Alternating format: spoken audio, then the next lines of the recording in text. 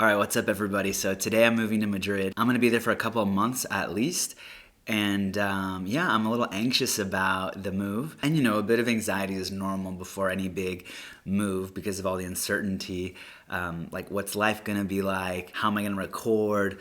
How and what am I gonna eat? And so my situation is that I rented a room and like a flat share of 12 rooms, so it's pretty big. And yeah, I don't know, I'm not confident about the kitchen situation or what the fridge situation is gonna be like, and I don't really have the budget to be ordering food every day or going out to eat a lot. And so yeah, I just wanted to share with y'all how I'm gonna resolve everything when I get there, because some of y'all might find it helpful if you're ever in a similar situation. And I've already checked Happy Cow, yeah, so there's clearly a bunch of places to eat, but you know, I'm also really excited, and yeah, we'll see what happens when I get there.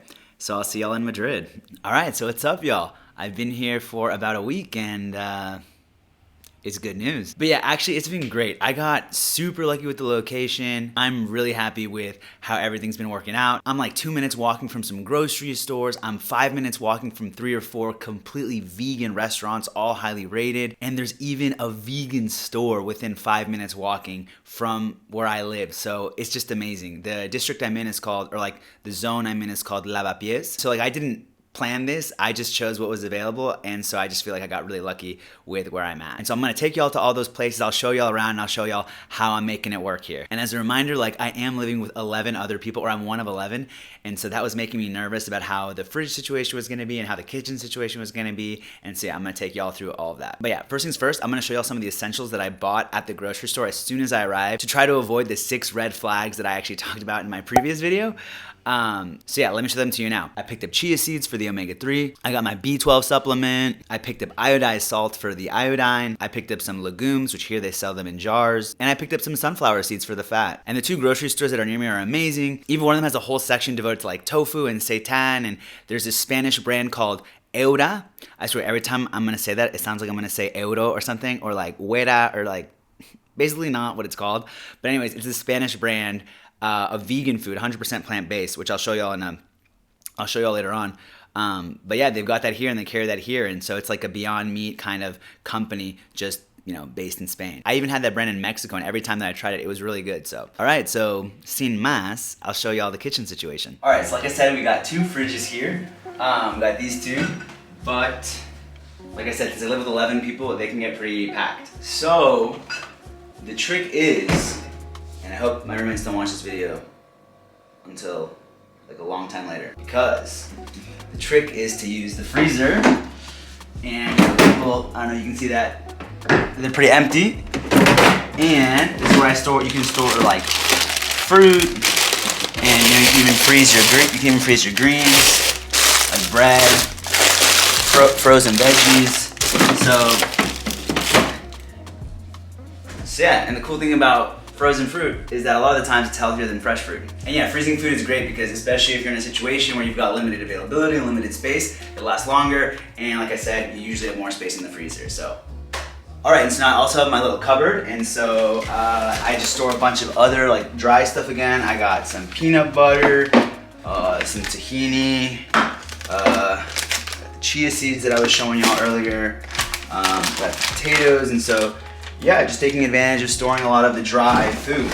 And so actually one big advantage of being vegan, or at least for me, is that a lot of the food I eat, a lot of my staples are dry, or they don't need refrigeration, or they're shelf stable. So it means that, you know, I can store them here, or I can even store some in my room that I'll show you all in a second, before I open them. And so it just lasts me a long time, and I don't have to worry about the food going bad, and I don't have to worry about competing in the refrigerator for space with everybody. So like I said, I went to this vegan store and they had all my favorite grains. So like, at the normal market, they only sold rice and quinoa, and I don't really like those. So I was probably gonna just stick to eating a lot of a whole wheat pasta.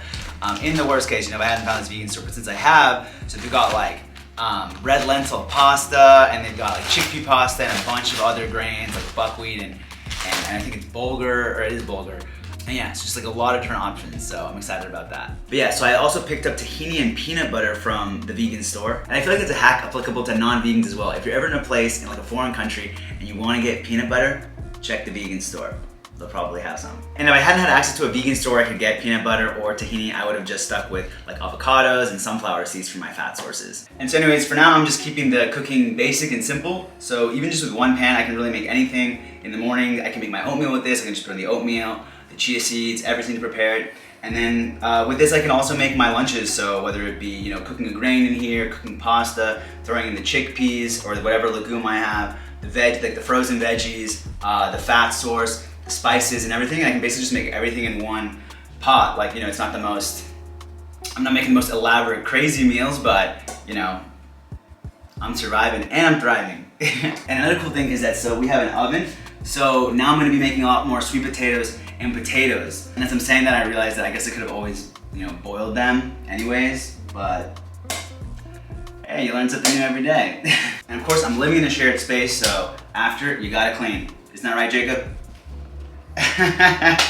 Yeah, so clean your dishes. Cool, so that's all for the kitchen. So now I'll take y'all to the vegan places that are around me and the vegan store that I was telling y'all about. Let's go. Yes, this place is called Freedom Cakes, and they've got a ton of different cakes. They've got ice creams, they've got, you know, all types of breakfast foods like an American diner style. And this place is like 5 minutes walking from my house, so they got pancakes. All right, so now we're at Mad Matt Vegan. This place is great for burgers, it's great for fries, it's great for all kinds of finger food. I found this place on Happy Cow. It's super close to my house too. And yeah, this place is always packed, and I can guarantee you it's not a bunch of vegans, so y'all should come check it out if y'all are ever around. But anyways, I definitely come more than I should. All right, and so now we're at Distrito Vegano. I came here for brunch once. It's a pretty nice place. It's a little bit more upscale. They got some traditional Spanish food, and yeah, there's always a ton of people. They got some cute art in there as well. So yeah, good place to come check out as well. All right, what's up everybody? Now we're in Planeta Vegano, which is the vegan store that I was telling y'all about. So here they sell all types of seitan, tofu. They've got all these different mock meats, mock products. This is my favorite part. This is what I really wanted to show y'all. Okay, so they got all different types of pastas here, green beans. I call them chicharros, but here they call them guisantes. They've got lentils. They've got, yeah. So they got buckwheat pasta. They got all the, look at all these different grains they've got. That's what I was showing y'all in my room. So yeah, they got a ton here. It's amazing. Eura, this is a famous Spanish brand of, I think it's 100% plant based. So it's cool that it's here. They got all kinds of vegan cheeses here. Apparently nutty is like cashew style, or sorry, it's like creamy style made from cashews, and it's a national brand. Una marca nacional, so it's like a local brand, a Spanish brand. And yeah, and they got all this stuff. They got all this stuff in here in this refrigerator, whatever, freezer. And they got this stuff. So there's a bunch of mock meats and stuff. They got corn, I see, and they've got a bunch of different seeds here.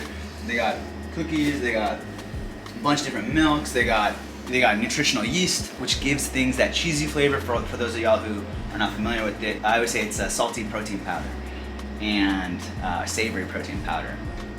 And yeah, so that's the store, and they got a lot of stuff. They got a lot of great stuff, so I'll be here often. Maybe I'll see you too. It's Ferrero Share. And yeah, and so y'all might be also thinking, well, why Madrid? And honestly, I was looking for a place that was open, international, and accessible from a financial perspective. I came to Europe this past summer and I had such an amazing time, and I just wanted to see what it would be like to actually live here. So I thought this would be a great option. Plus, I really missed speaking Spanish, honestly. Y'all might know that I used to live in Mexico, and I also want to make content specifically for Spanish-speaking audiences. I don't know exactly when that's gonna be. I don't know when I'm gonna have the resources from like a time or money perspective or whatever to do that. But maybe being here will, you know, help grease those gears or whatever, help get me thinking about how I could do it. Also, another cool thing, my first week here, I actually ran into a group of activists doing Anonymous, or like I ran into Anonymous for the Voiceless doing a Cube of Truth here, which is cool. So I hope to join them and do stuff down the line. It was funny. And I walked up to them and I started like watching the footage. I knew someone was gonna come up and talk to me. And so they come up to me and they're like, oh, like what do you think about what you're seeing? And so I just said to them, well, don't you know plants feel pain? And he just looked at me like, oh God. No, I just told him I was kidding. And so yeah, hopefully I'll join up or I'll link up with them. But anyways, yeah, so that's how I've been handling being in a new place here in Madrid as a vegan. And yeah, if you enjoyed the video, consider liking and subscribing. Don't forget to take your B12 supplement, and I'll see y'all in the next one.